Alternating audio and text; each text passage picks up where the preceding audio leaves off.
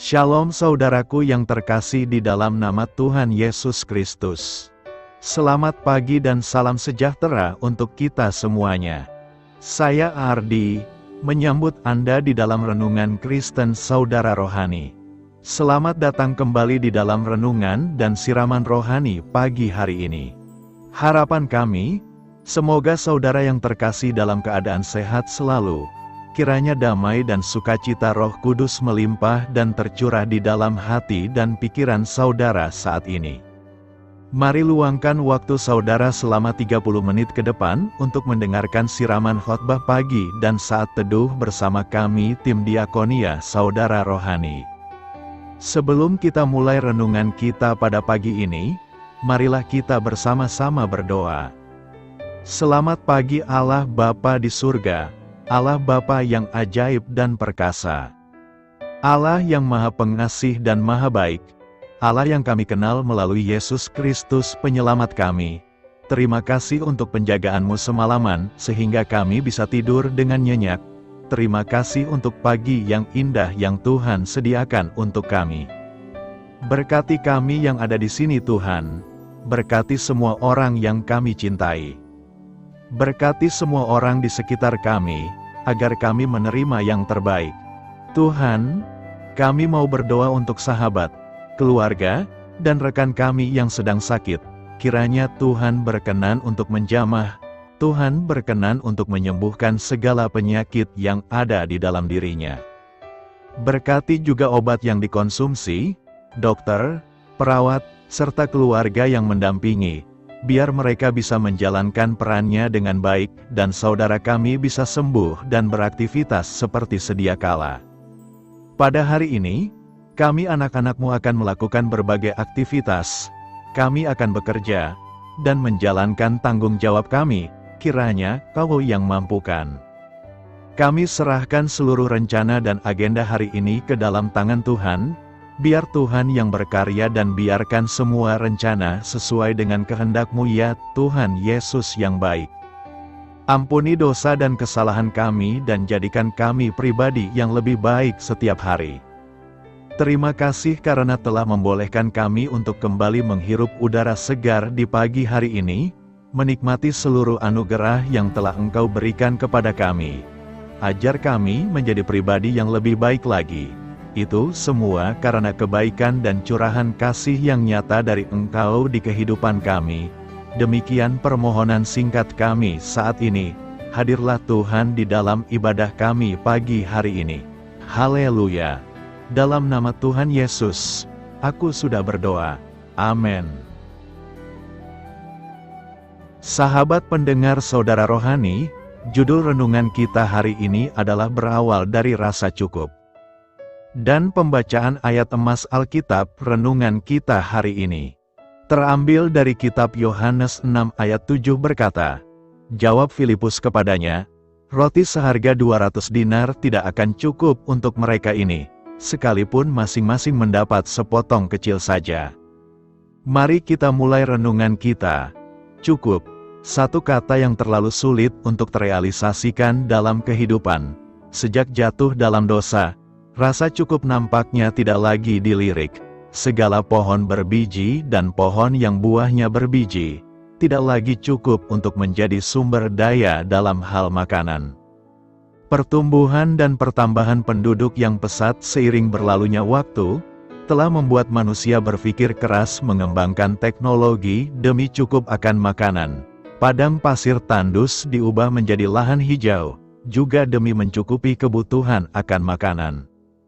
Roda perekonomian berputar sedemikian rupa, juga tentang pemenuhan kebutuhan hidup.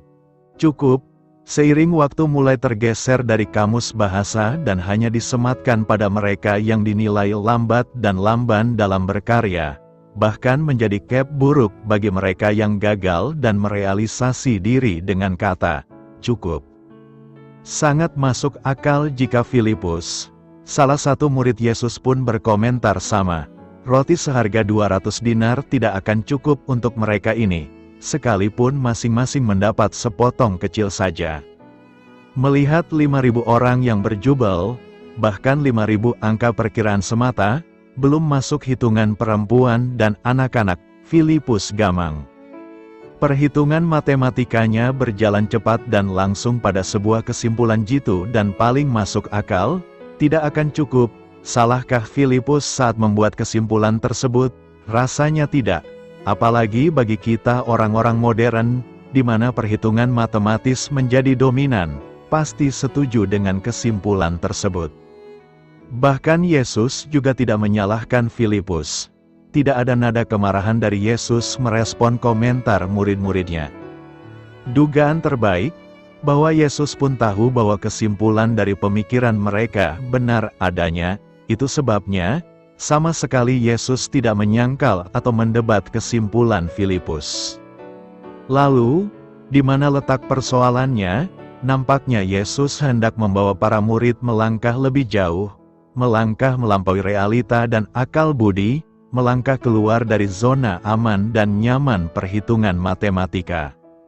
Dengan sengaja, Yesus membuat mereka galau, pikiran mereka dikacaukan dan diacak sedemikian rupa, demi sebuah rekonstruksi ulang untuk memahami jati diri dan identitas Yesus yang sesungguhnya. Mereka dibawa untuk menemukan kuasa Allah yang tidak terbatas dalam diri Yesus dan mengalami pembaharuan akal budi. Yesus sedang menuntun mereka dalam paradigma yang baru. Yesus sedang mengikuti alur pikir mereka. Perlahan dibawa untuk paham akan karya Allah yang besar. Respon Andreas yang menyebut 5 roti dan 2 ikan, dengan nada kecewa dan sepakat dengan Filipus, menjadi awal bagi Yesus untuk membawa mereka pada pembaharuan dalam melihat segala sesuatu. Suruhlah orang-orang itu duduk. Demikian perintah Yesus. Mereka diajak untuk tenang, sebab hanya dengan ketenangan segala hal dapat mengalami perubahan. Tenang dapat membuat segala sesuatunya jelas terlihat. Ia melanjutkan, mengambil roti, mengucap syukur dan membagi-bagikannya kepada mereka yang duduk di situ. Sebuah langkah iman dilakukan, segala hal yang berawal dari rasa syukur akan terus mengalir berkat yang tidak terduga. Bagi Yesus, 5 roti dengan 2 ikan, cukup untuk mengenyangkan mereka. Potensi sekecil apapun jika diawali dengan rasa cukup maka hasilnya akan melimpah. Hanya perlu merasa cukup, maka apapun yang kita miliki dan seberapapun jumlahnya, pasti akan menjadi berkat. Belajarlah menghargai segala yang kita miliki sebagai berkat Tuhan. Berkat yang ketika disyukuri dalam ketenangan, pasti akan mendatangkan kenyang, bukan hanya untuk diri sendiri, namun juga orang-orang yang ada di sekitar. Hanya dengan rasa cukup, seseorang akan bisa berbagi dengan sesamanya. Cukup. Melakukan kehendak Tuhan, Yohanes 6 ayat 38 berkata, "Sebab aku telah turun dari sorga bukan untuk melakukan kehendakku, tetapi untuk melakukan kehendak Dia yang telah mengutus aku." Salah satu tujuan Yesus datang ke dunia adalah untuk melakukan kehendak Tuhan yang mengutusnya. Yesus bukan untuk melakukan kehendaknya sendiri, tetapi harus tetap taat kepada kehendak Bapa yang mengutusnya. Teladan inilah yang seharusnya kita tiru. Kita harus punya prinsip bahwa apa yang kita lakukan harus sesuai dengan kehendak Tuhan. Jika kita melakukan sesuai dengan kehendak Tuhan, kita percaya bahwa kita pasti berhasil, bahkan kita akan mengalami hidup yang berkelimpahan. Sebab, aku datang, supaya mereka mempunyai hidup, dan mempunyainya dalam segala kelimpahan. Pada kenyataannya, banyak orang tidak mengalami hidup yang berkelimpahan karena mereka tidak melakukan segala sesuatu berdasarkan kehendak Tuhan. Bagaimana supaya kita dapat mengerti kehendak Tuhan? Untuk dapat mengerti kehendak Tuhan dan melakukannya, kita harus memiliki persekutuan yang karib dengan Tuhan. Bila kita karib dengan Tuhan, kita pasti akan tahu apa yang menjadi kehendak Tuhan dalam hidup kita. Sebab Tuhan bergaul karib dengan orang yang takut akan Dia, dan perjanjiannya diberitahukannya kepada mereka. Tuhan Yesus sendiri, yang adalah Tuhan dan Juru Selamat, tidak melakukan segala sesuatu menurut dirinya sendiri, melainkan menurut kehendak Bapa. Ia berkata, Sebab aku telah turun dari sorga bukan untuk melakukan kehendakku, tetapi untuk melakukan kehendak Dia yang telah mengutus aku. Inilah yang disebut dengan bergaul karib, yaitu suatu hubungan yang sangat dekat dan sangat pribadi, suatu hubungan yang berdasarkan kasih. Walau Yesus mempunyai kehendak, keinginan bahkan mempunyai otoritas secara pribadi, Ia tetap mengutamakan kehendak Bapanya karena Dia tahu bahwa kehendak Bapanya itulah yang terbaik. Kita pun harus tinggal di dalam firman-Nya, membaca, mendengar dan merenungkan firman-Nya, yang akan membuat kita semakin mengerti kehendak-Nya. Inilah yang dilakukan Maria, memilih bagian yang terbaik yaitu duduk di kaki-Nya dan mendengarkan firman-Nya. Orang yang melakukan kehendak Tuhan harus hidup dalam kebenaran-Nya, yaitu kebenaran akan firman Tuhan. Kebenaran firman Tuhan adalah kebenaran yang memerdekakan kita. Ketika kita melakukan kehendak Tuhan, kita akan menyenangkan hati Tuhan, dan ketika kita menyenangkan hati Tuhan, firman-Nya akan digenapi dalam hidup kita. Karena itu, mari melakukan kehendak Tuhan dan hindari melakukan kehendak diri sendiri agar kita dipenuhi kelimpahan-Nya.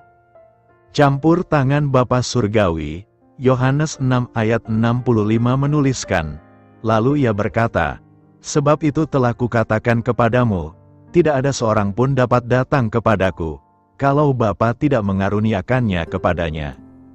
Nas hari ini mengandung pengajaran Yesus kepada para pengikut-Nya mengenai pengaruh Bapa di dalam panggilan dan pemilihan seseorang untuk datang kepadanya.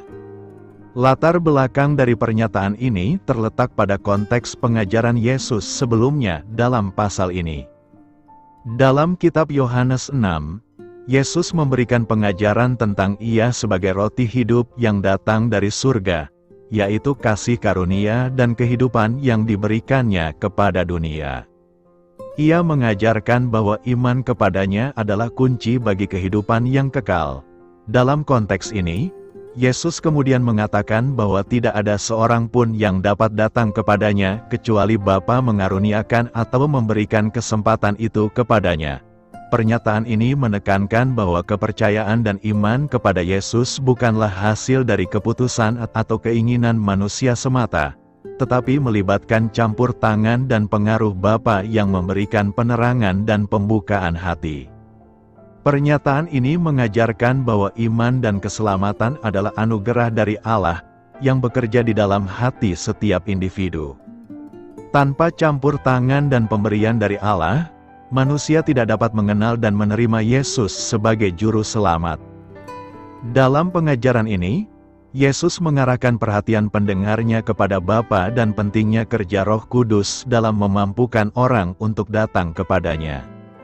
Pesan yang ingin disampaikan oleh Yesus dalam ayat ini adalah bahwa tidak ada orang yang dapat datang kepadanya secara benar, kecuali jika Bapa memberikan kesempatan itu dan menarik hati seseorang. Ini menekankan pentingnya kerja ilahi dan anugerah Allah dalam menggerakkan hati dan memampukan seseorang untuk menerimanya dan mempercayainya sebagai Tuhan dan Juru Selamat. Tujuan penulis kitab Yohanes dalam nas hari ini adalah untuk menekankan bahwa iman kepada Yesus dan datang kepadanya sebagai Juru Selamat bukanlah hasil dari keputusan atau kemampuan manusia semata. Penulis ingin menyoroti peran penting Bapa Allah dalam memilih, mengundang, dan menarik orang kepada Yesus, dengan mengatakan bahwa tidak ada seorang pun dapat datang kepadaku, kalau Bapa tidak mengaruniakannya kepadanya. Yesus menunjukkan bahwa seseorang tidak dapat mencapai keselamatan atau hubungan yang benar dengannya hanya dengan usaha manusia sendiri. Pernyataan ini menekankan bahwa segala sesuatu yang terkait dengan iman dan keselamatan bergantung pada kerja dan kemurahan hati Allah. Tujuan penulis adalah untuk menegaskan bahwa iman dan keselamatan adalah anugerah Allah yang diberikan melalui karya Roh Kudus dalam memampukan seseorang untuk mengerti dan menerima Yesus sebagai Juru Selamat. Ini adalah ungkapan dari kebaikan dan rahmat Allah yang mengundang dan memampukan orang untuk datang kepadanya. Dengan menyampaikan pesan ini, Penulis kitab Yohanes ingin mengajarkan kepada pembacanya bahwa keyakinan dan hubungan dengan Yesus tidak tergantung pada upaya manusia semata, melainkan merupakan hasil dari kerja ilahi Allah. Tujuan akhirnya adalah untuk membawa pembaca kepada pemahaman yang lebih dalam tentang kasih karunia dan peran Allah dalam menyelamatkan manusia serta membangun hubungan yang hidup dengan Yesus Kristus. Pernyataan, sebab itu telah kukatakan kepadamu, tidak ada seorang pun dapat datang kepadaku, kalau Bapa tidak mengaruniakannya kepadanya, menawarkan beberapa refleksi yang dapat dipertimbangkan, yakni: pertama, ketergantungan kita pada anugerah Allah. Pernyataan ini mengingatkan kita akan ketergantungan kita pada anugerah dan campur tangan Allah dalam hidup rohani kita. Kita tidak dapat mencapai keselamatan atau memiliki hubungan yang hidup dengan Yesus hanya dengan usaha manusia semata. Diperlukan campur tangan dan anugerahnya yang memampukan kita untuk datang kepadanya. Kedua, pentingnya kerja Roh Kudus dalam hidup kita. Pernyataan ini menggarisbawahi peran penting Roh Kudus dalam menggerakkan hati dan membuka pemahaman kita untuk menerima Yesus. Roh Kudus bekerja di dalam kita, memberikan penerangan dan membantu kita mengenali dan memahami kebenarannya. Hal ini menekankan pentingnya kesalehan dan pemeliharaan hubungan kita dengan Roh Kudus. Ketiga, penghormatan kita terhadap pilihan Allah. Pernyataan ini mengajarkan kita untuk menghormati dan menghargai pilihan Allah. Allah memiliki kedaulatan penuh dalam memilih dan mengundang orang untuk datang kepada Yesus. Kita dipanggil untuk merespons panggilannya dengan kerendahan hati dan ketaatan. Keempat, hikmat dan kebijaksanaan Allah yang lebih tinggi. Pernyataan ini mengingatkan kita akan hikmat dan kebijaksanaan Allah yang melampaui pemahaman manusia. Terkadang kita mungkin tidak sepenuhnya memahami mengapa Allah memilih atau tidak memilih seseorang untuk datang kepadanya. Tetapi kita dipanggil untuk percaya bahwa Allah tahu yang terbaik dan memiliki rencananya sendiri. Dalam merenungkan pernyataan ini, kita diingatkan akan pentingnya ketergantungan kita pada Allah, rendah hati dalam pengakuan akan karyanya, dan kerendahan hati dalam mengikuti dan merespons panggilannya. Karena itu, kita dipanggil untuk menghargai dan menghormati kedaulatan Allah dalam menyelamatkan orang dan mengandalkan hikmat-Nya yang lebih tinggi. Apa artinya daging sama sekali tidak berguna? Dalam Yohanes 6 ayat 25-59, Yesus menyampaikan ajaran yang menantang tentang memakan dagingnya dan meminum darahnya. Para murid berjuang untuk mencerna perkataan Kristus.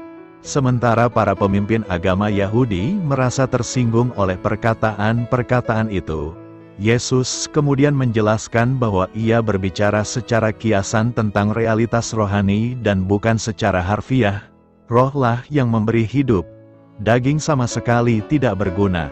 Perkataan-perkataan yang kukatakan kepadamu adalah roh dan hidup. Kata benda daging merujuk pada aspek fisik seseorang yang berbeda dengan jiwa yang tidak berwujud. Secara teknis, daging menggambarkan jaringan lunak tubuh, tetapi sering digunakan dalam Perjanjian Baru untuk menunjukkan sifat berdosa, atau tempat dosa dan pemberontakan terhadap Tuhan dalam diri manusia.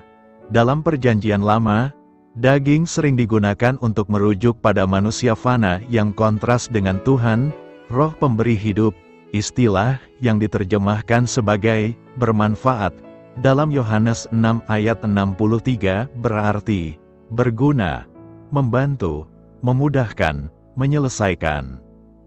Terjemahan Hidup Baru menerjemahkan perkataan Kristus dengan cara ini: hanya Roh yang memberikan hidup yang kekal. Usaha manusia tidak menghasilkan apa-apa. Dan perkataan-perkataan yang telah kukatakan kepadamu adalah roh dan hidup. Daging tidak menghasilkan apa-apa berarti sama sekali tidak ada harapan keselamatan atau wawasan atau keuntungan rohani apapun yang dapat dicapai melalui usaha manusia. Rasul Paulus tidak mengatakan hal yang baik tentang daging. Sebab aku tahu bahwa di dalam aku, yaitu di dalam aku sebagai manusia, tidak ada sesuatu yang baik. sebab keinginan memang ada di dalam diriku, tetapi bukan kemampuan untuk melakukannya. Paulus mendesak orang Kristen untuk jangan menaruh percaya pada hal-hal jasmani. Penafsiran kita akan salah jika kita mencoba memahami firman Tuhan dari perspektif manusia yang harfiah, yang didominasi oleh daging.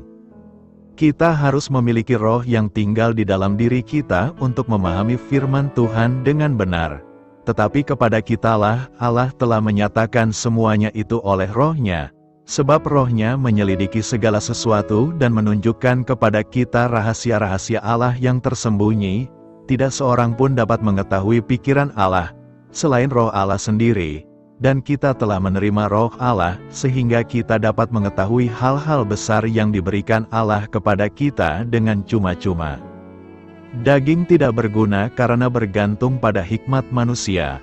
Orang yang tidak memiliki roh tidak menerima apa yang berasal dari roh Allah, karena menganggapnya sebagai kebodohan, dan tidak dapat memahaminya, karena hal itu hanya dapat dinilai melalui roh. Orang yang rohani dapat memahami firman Allah dan hal-hal dari roh Allah karena ia memiliki pikiran Kristus. Daging tidak berguna sama sekali karena hal itu menghalangi orang untuk menerima pesan tentang salib, yang adalah suatu kebodohan bagi mereka yang akan binasa, tetapi bagi kita yang diselamatkan itu adalah kekuatan Allah. Pesan tentang salib adalah bahwa Yesus mati untuk menyelamatkan kita dan membawa kita ke dalam hubungan dengan Allah Bapa. Kristus telah menderita untuk dosa-dosa kita sekali untuk selama-lamanya. Ia tidak pernah berbuat dosa, tetapi ia telah mati untuk orang-orang berdosa, supaya kamu dapat dengan selamat pulang kepada Allah. Ia menderita kematian jasmani, tetapi ia telah dibangkitkan kepada hidup dalam roh. Hanya roh Allah yang memberikan hidup yang kekal. Dalam Yohanes 3 ayat 6, Yesus berkata, "Karena manusia hanya dapat melahirkan hidup manusia, tetapi Roh Kudus melahirkan hidup rohani. Kita harus dilahirkan dari roh dengan percaya kepada Kristus dan menerima karunia-Nya berupa hidup kekal." Orang percaya dapat menganggap daging sebagai simbol kemanusiaan kita, yang tidak ada gunanya bagi pengikut Kristus yang sejati. Yesus memberitahu murid-muridnya, "Setiap orang yang mau mengikut aku, ia harus menyangkal dirinya, memikul salibnya dan mengikut aku. Karena barang siapa mau menyelamatkan nyawanya, ia akan kehilangan nyawanya. Tetapi barang siapa kehilangan nyawanya karena aku, ia akan memperolehnya. Apa gunanya seorang memperoleh seluruh dunia, tetapi ia kehilangan nyawanya?" Daging tidak berguna berarti bahwa di dalam dan dari diri kita sendiri, sebagai manusia yang lahir dalam dosa, kita tidak akan pernah dapat mengalami hidup kekal. Daging adalah kekuatan manusia yang sama sekali tidak mampu menghasilkan kehidupan rohani. Hanya melalui kuasa Allah, pengorbanan Yesus Kristus dan tinggalnya rohnya kita dapat diselamatkan. Kehidupan rohani berasal dari Roh Kudus. Yohanes 6 ayat 63 berkata, "Rohlah yang memberi hidup, daging sama sekali tidak berguna. Perkataan-perkataan yang kukatakan kepadamu adalah roh dan hidup."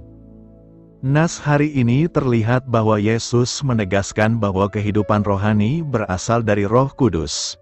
Ia menyatakan bahwa daging, atau aspek fisik manusia, tidak memiliki kekuatan untuk memberikan kehidupan yang abadi. Yesus ingin menyampaikan kepada para pengikutnya bahwa hubungan spiritual dengannya adalah yang paling penting. Perkataan-perkataan yang Yesus ucapkan di sini bukanlah sekadar kata-kata biasa, tetapi memiliki kekuatan rohani yang mampu memberikan kehidupan yang sejati. Oleh karena itu, Yesus mengajarkan bahwa penting bagi manusia untuk membuka hati mereka kepada pengaruh Roh Kudus dan menerima ajarannya sebagai sumber kehidupan yang sejati. Apa yang hendak direnungkan dari nas hari ini? Nas hari ini mengajarkan beberapa hal yang penting untuk direnungkan. Pertama, kekuatan Roh Kudus. Roh Kudus memiliki kekuatan untuk memberikan kehidupan yang sejati. Ini menekankan bahwa hubungan spiritual dengan Tuhan adalah yang paling penting dalam kehidupan seseorang. Kedua, keterbatasan daging. Meskipun manusia adalah makhluk fisik, kehidupan yang sejati tidak dapat diberikan oleh aspek fisik semata. Ini menunjukkan bahwa kesenangan duniawi atau materi tidak akan memberikan kepuasan yang hakiki. Ketiga, pentingnya firman Tuhan. Yesus menyatakan bahwa perkataan-perkataannya adalah roh dan hidup. Ini menegaskan pentingnya ajarannya dalam membimbing manusia menuju kehidupan yang bermakna dan kekal. Keempat, transformasi hati dan pikiran. Pesan ini menunjukkan bahwa kehidupan yang sejati dimulai dari dalam, dengan transformasi hati dan pikiran oleh kuasa Roh Kudus melalui penghayatan dan pemahaman akan firman Tuhan. Karena itu, dengan renungan ini, kita diharapkan dapat memperdalam hubungan spiritualnya dengan Tuhan, memprioritaskan nilai-nilai kehidupan yang abadi daripada kesenangan duniawi semata, dan mengakui pentingnya ajaran dan kuasa firman Tuhan dalam membimbing hidup kita. Saya mau bacakan ayat renungan kita tentang Yesus yang memberi makan 5.000 orang yang tertulis di kitab Yohanes 6 ayat 1 sampai dengan ayat 15. Sesudah itu Yesus berangkat ke seberang Danau Galilea, yaitu Danau Tiberias. Orang banyak berbondong-bondong mengikuti dia, karena mereka melihat mujizat-mujizat penyembuhan yang diadakannya terhadap orang-orang sakit. Dan Yesus naik ke atas gunung dan duduk di situ dengan murid-muridnya. Dan Paskah, hari raya orang Yahudi, sudah dekat, ketika Yesus memandang sekelilingnya dan melihat bahwa orang banyak berbondong-bondong datang kepadanya, berkatalah ia kepada Filipus, "Di manakah kita akan membeli roti, supaya mereka ini dapat makan?" Hal itu dikatakannya untuk mencobai dia, sebab ia sendiri tahu apa yang hendak dilakukannya. Jawab Filipus kepadanya, "Roti seharga 200 dinar tidak akan cukup untuk mereka ini, sekalipun masing-masing mendapat sepotong kecil saja." Seorang dari murid-muridnya, yaitu Andreas, saudara Simon Petrus, berkata kepadanya, "Di sini ada seorang anak, yang mempunyai 5 roti jelai dan 2 ikan. Tetapi apakah artinya itu untuk orang sebanyak ini?" Kata Yesus, "Suruhlah orang-orang itu duduk. Adapun di tempat itu banyak rumput, maka duduklah orang-orang itu, kira-kira 5.000 laki-laki banyaknya." Lalu Yesus mengambil roti itu, mengucap syukur dan membagi-bagikannya kepada mereka yang duduk di situ. Demikian juga dibuatnya dengan ikan-ikan itu, sebanyak yang mereka kehendaki. Dan setelah mereka kenyang, ia berkata kepada murid-muridnya, "Kumpulkanlah potongan-potongan yang lebih supaya tidak ada yang terbuang." Maka mereka pun mengumpulkannya, dan mengisi 12 bakul penuh dengan potongan-potongan dari kelima roti jelai yang lebih setelah orang makan. Ketika orang-orang itu melihat mujizat yang telah diadakannya, mereka berkata, "Dia ini adalah benar-benar nabi yang akan datang ke dalam dunia." Karena Yesus tahu bahwa mereka hendak datang dan hendak membawa dia dengan paksa untuk menjadikan dia raja, ia menyingkir pula ke gunung, seorang diri. Sampai di sini renungan kita pada pagi hari ini. Doa saya menyertai saudara sekalian. Marilah kita menyampaikan doa syafaat. Ya Allah, sebagai manusia yang lemah, aku sering dilanda ketakutan. Tolonglah aku untuk melihat dan merasakan kasih serta kepedulian-Mu di tengah pencobaan dan kesulitan yang kuhadapi. Amin. Sampaikan harapan dan permintaan saudara kepada Tuhan.